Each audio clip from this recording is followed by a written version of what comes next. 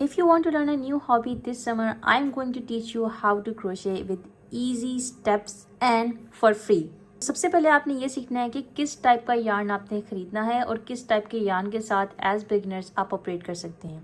सबसे पहले बात करते हैं हमारी लोकली अवेलेबल यार्न जो आपको इजीली मिल जाते हैं और सुपर अफोर्डेबल हैं। सबसे पहले आपको ये मिलेगा कॉटन और पॉलिस्टर का मिक्सचर का ये यार्न है। इसकी ये थिकनेस है इस तरह की और ये बहुत अफोर्डेबल है, हर तरह के कलर्स में आपको मिल जाता है और फ्लफ़ी भी है। एंड देन हमारे पास है 50% पॉलिस्टर और 50% कॉटन का ये यार्न। ये इस तरह की बॉल्स में नहीं आता, ये आता है थ्रेड के लम्स में, यानी कि बड़े बड़े जो हैं धागों के गुच्छे होते हैं, आप उनको खोलते हैं और फिर ख़ुद अपने हाथ से यार्न की बॉल्स बनाते हैं।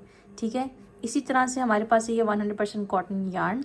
अगर इसको बहुत गौर से देखेंगे तो इसके ये थ्रेड्स जो है ना यूँ बाहर निकले हुए हैं, लाइक जैसे वूल सा होता है। तो ये काफ़ी अच्छा वूल होता है बिकॉज़ ये प्रॉपर कॉटन से बनता है।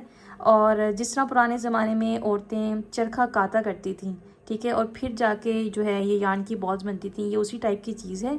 लेकिन अब फ़र्क ये आ गया कि ये सब अब मशीनरी से होता है, हाथ से नहीं होता। अब हम आ जाते हैं इम्पोर्टेड यार्न की तरफ कि वो किस तरह का होता है। सबसे पहले मैं आपको दिखाऊंगी ये शनेल या वेलवेट का यार्न। ठीक है, इट्स सुपर सुपर फ्लफ़ी। इतनी भी आपकी ये स्टफ़ टॉयज़ होते हैं या क्यूट फ्लफ़ी चीज़ें होती हैं, सुपर सॉफ्ट काइंड ऑफ, वहाँ पर इस तरह का यार्न यूज़ होता है। ठीक है, ये बहुत प्यारा यार्न होता है, इसमें बहुत मुख्तलिफ कलर्स आपको मिल जाते हैं, ये इसकी थिकनेस होती है। लेकिन अगर आप बिगिनर हैं फिर आपको कभी भी इस यार्न के साथ स्टार्ट नहीं करना because this is the most hard yarn to deal with. उसकी रीज़न ये है कि अगर आप बहुत गौर से देखें तो इसके जो थ्रेड्स हैं इस पर बहुत पतले पतले फाइबर्स हैं।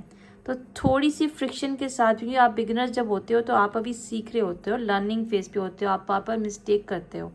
तो उस फेज़ पर जब इस पर फ्रिक्शन आती है इस धागे पर, तो जिसके थ्रेड हैं ये बाहर निकलना शुरू कर देते हैं, ये देखें इस तरीके से। तो ये बहुत टफ हो जाता है बिगनर्स के लिए डील करना, इसलिए मैं कभी भी ये रेकमेंड नहीं करती। फिर आ जाते हैं इम्पोर्टेड यार्न। हमारे पास एक और भी काइंड होती है, वो होती है मिल्क कॉटन यार्न। इसका कवर कुछ इस तरह से है। ठीक है, ये बहुत सुपर सॉफ्ट किस्म का यार्न होता है। मुझे कोई भी अच्छा प्रोजेक्ट बनाना हो किसी के लिए तो मैं इसको यूज़ करती हूँ। इसमें आपको बहुत मज़े के कलर्स मिल जाते हैं, बहुत मज़े का फ्लफ़ी सा यार्न है। तो ये हमारे पास इम्पोर्टेड यार्न्स हैं, ये हमारे पास लोकली अवेलेबल यार्न है। लोकली अवेलेबल का मतलब ऐसा बिल्कुल भी नहीं है कि ये यार्न बुरा है और ये यार्न अच्छा है, ऐसा बिल्कुल भी नहीं है। ये यार्न भी इक्वली अच्छा है। फ़र्क सिर्फ जो होता है ना फैब्रिक का या आपके प्रोजेक्ट पर आ जाता है कि किस तरह का आपका प्रोजेक्ट है और आपने किस प्रोजेक्ट पर कौन सा यार्न यूज़ करना है। और अगर आप बिगिनर हैं और ये सोच रहे हैं कि मैं ऐसा कौन सा यार्न लूँ जो मेरे लिए ईजी भी हो, अफोर्डेबल भी हो और मैं उससे सीख भी जाऊँ, तो मैं आपको ये यार्न जो है सजेस्ट करूँगी। लेकिन अगर आप प्रो हैं तो आप ऑलरेडी जानते होंगे कि ये यार्न कितना अच्छा है और कितना बेस्ट है। It's a quite bit expensive than this one, but still you can also operate with this one. So this was a quick overview of the type of yarns that are available in the market and how you can deal with it. Next episode में हम देखेंगे कि हमारे पास किस किस्म के hooks हैं और कौन से हुक्स हैं जो बिगिनर्स को यूज़ करने चाहिए।